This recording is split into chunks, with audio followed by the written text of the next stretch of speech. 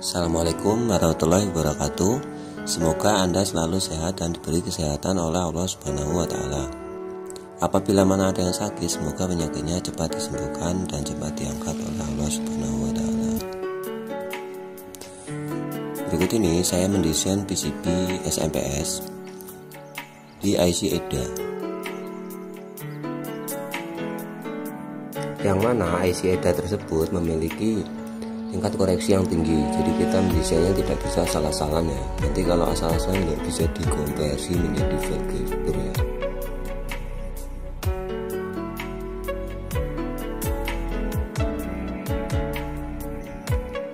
Yang saya desain ini jenis SMPS LLC Resonant, yaitu memiliki keluaran daya sekitar 1300 watt, yang mana SMPS tersebut memiliki tingkat efisiensi yang tinggi, tidak mengeluarkan panas yang berlebihan ya, jadi tidak membuang arus yang sia-sia ya.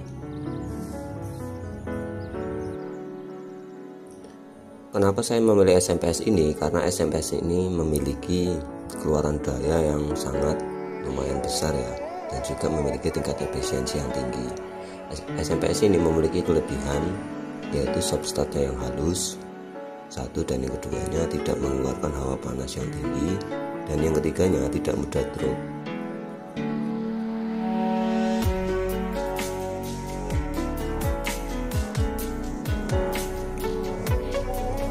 SMPS ini sengaja saya desain, rencana akan saya buat voltase 80 volt, yang akan saya buat mengangkat yaitu kelas amplifier kelas D, yaitu tipenya UCD Super Lead, yang mana amplifier tersebut dulunya didesain oleh Master Indonesia, yaitu Pak Kartino Suradipo, yang mana amplifier tersebut memiliki tingkat kelebihan yang banyak ya, seperti tingkat tata suara yang halus dan suara yang menonjol, dan juga tingkat efisiensi yang tinggi yang terutama ya.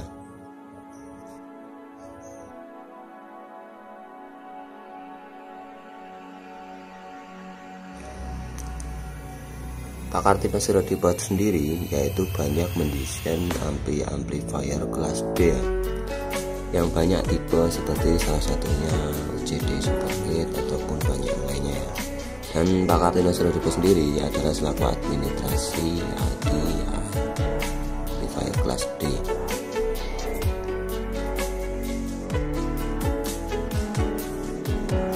Amplifier kelas D banyak disebut amplifier yang efisiensi atau ramah lingkungan ya, karena dianggap mampu menyaingi amplifier kelas AB ya.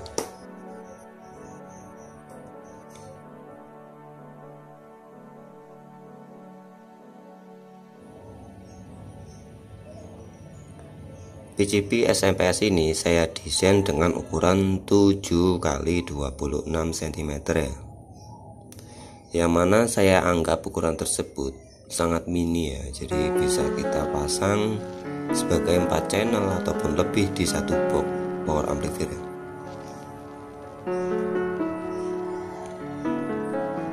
Oke, berikut ini adalah cara mendesain amplifier ataupun cara mendesain PSU SMPS untuk amplifier kelas D. Jadi yang tipenya SMPS nya adalah Resonant LLC.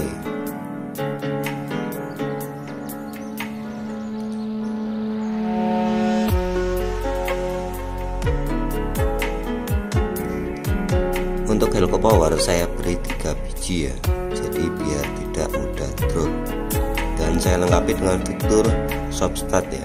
Jadi saya di sini menggunakan relay 12 volt dan NTC untuk substratnya ya, agar substratnya tidak selalu kasar ya. Jadi biasanya kan kebanyakan SMPS itu statnya kasar ya, jadi banyak mengeluarkan suara duk ataupun suara yang asing di dalam speaker ya.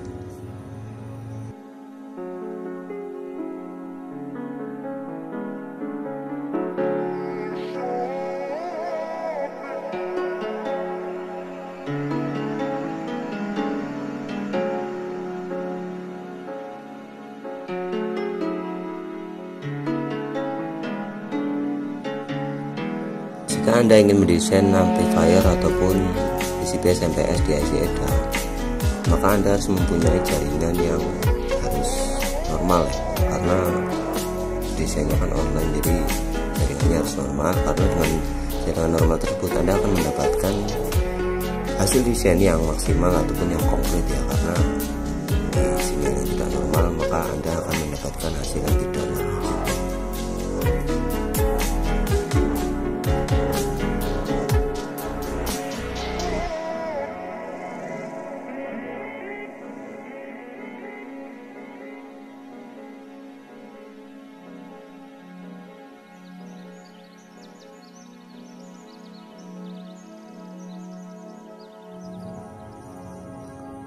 Saya mendapat inspirasi desain SMPS LLC tersebut yaitu dengan saya waktu itu memperbaiki power amplifier buatan luar negeri ya. Jadi saya bongkar kok SMPS nya bagus dan tipenya resonan. Sepertinya ini lebih cocok diaplikasikan untuk amplifier kelas D ataupun yang lain sebagainya, karena dayanya minim stop dan stop-stopnya sangat halus. Jadi menurut saya itu lebih cocok dan tingkat efisiensi yang tinggi yang paling penting adalah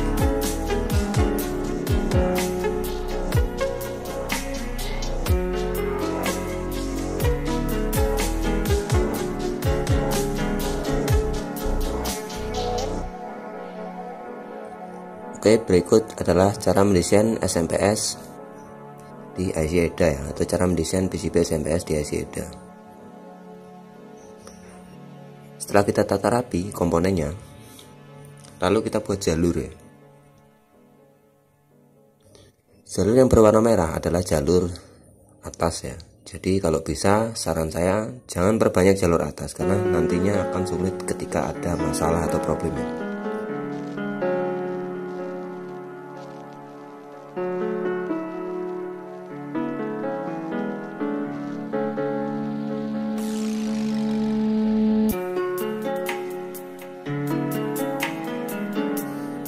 Karena jalur atas tersebut akan tertutup oleh komponen. Nantinya jika ada problem, kita akan sulit mencarinya. Lebih baik, saran saya banyakkan jalur bawah ya, karena jalur bawah itu lebih terlihat dan lebih mudah jika ada problem.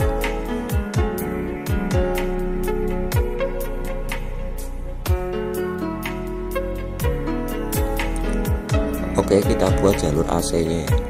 Saran saya jika Anda membuat jalur AC, itu usahakan jangan terlalu dekat ya, karena jalur AC itu sangat aktif ya, bisa menyebabkan induksi ataupun bisa menyebabkan, paling parahnya akan menyebabkan konsleting ya. Jadi kalau bisa bikin jalurnya agak jauh, karena sangat aktif jalur AC itu ya.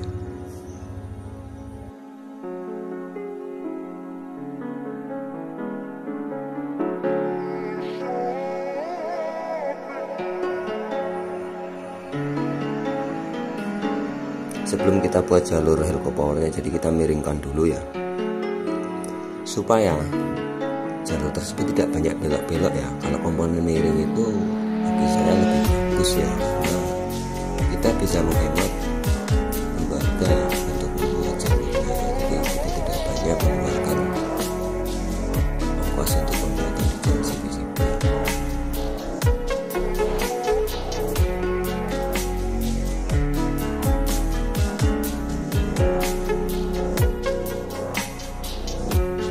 Perlu diingat sekali lagi, banyakkanlah jalur bawah ya, untuk mempermudah Anda jika ada problem.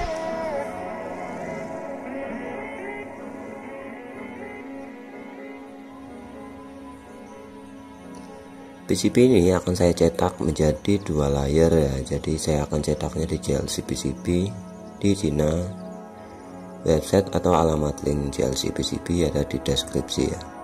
Jika Anda ingin mencetak ataupun membuat PCB dan mencetaknya di JLC PCB, silakan kunjungi linknya di bawah.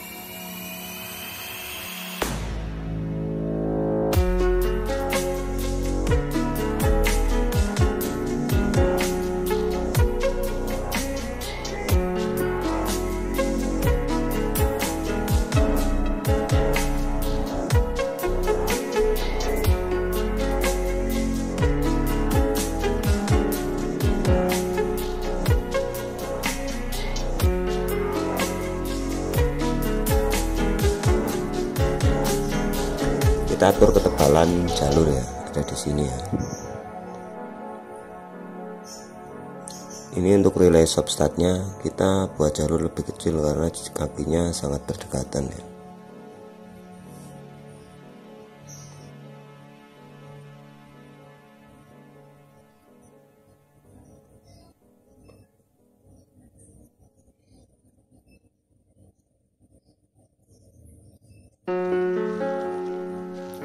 Rencana PCB ini akan saya buat voltase yaitu 80 volt CT. Jadi saya rasa itu sudah cukup untuk mengangkat amplifier kelas D. Kalau 80 volt CT itu sudah besar ya, karena 80 volt itu sudah saya anggap masuk kategori besar dengan ampere sekian dan kekuatan SMP/S 1300 watt itu sangat besar ya sudah.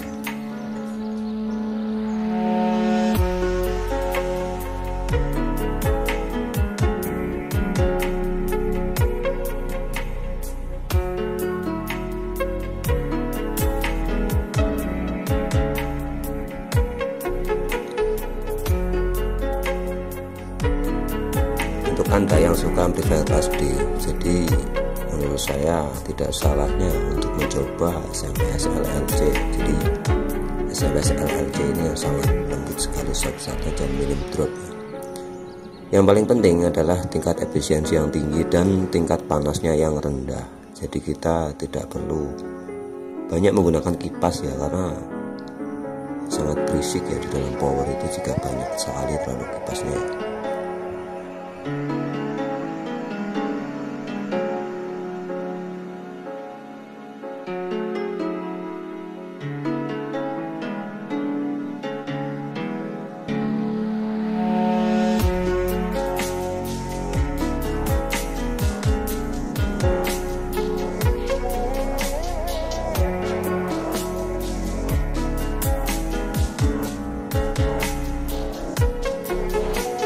Jika jalur AC sudah dirasa cukup baik dan cukup tebal ataupun tidak bersentuhan berdekatan ya, maka kita akan buat jalur air shootnya.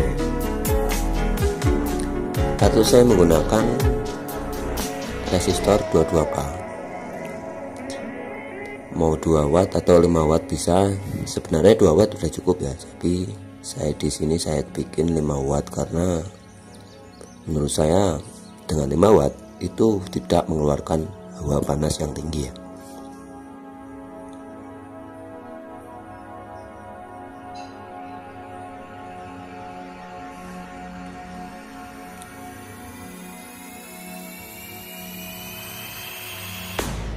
Untuk MOSFET-nya saya menggunakan jenis STW ya, atau W45NM60 ya, jadi 45 ampere 600 volt ya,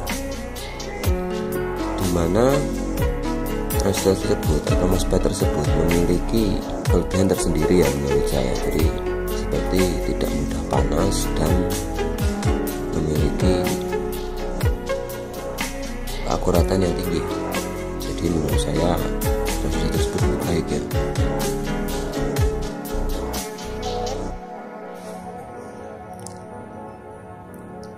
Memang MOSFET tersebut tidak ada di pasaran dan susah sekali dicari ya. Jadi kita harus membelinya online atau impor ya dari luar negeri. Tapi saya lebih suka MOSFET itu ya timbang MOSFET yang lainnya, karena saya sudah sering kali mencoba MOSFET tersebut memiliki kelebihan yang banyak ya. Jadi teman-teman bisa mencobanya, mungkin teman-teman akan tahu nanti.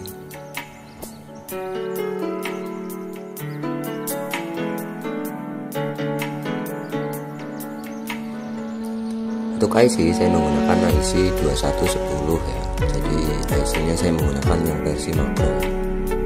Jadi untuk PWM nya di belakang nanti saya kasih IC SMD yang tipenya H01G, yaitu IC SMD IC PWM ya, yang biasa digunakan untuk TV atau untuk TV LED. Jadi yang merek-merek di dalam negeri ya, saya tidak mau menyebutkan mereknya, namun itu biasa digunakan di televisi ya. Jadi menurut saya itu IC tersebut memiliki tingkat panas yang tinggi, jadi tidak mudah rusak ya, apalagi mengalami short of panas ya. Jadi saya suka dengan IC tersebut. Memang IC tersebut nyarinya susah ataupun dicari susah, jadi kita harus membelinya online.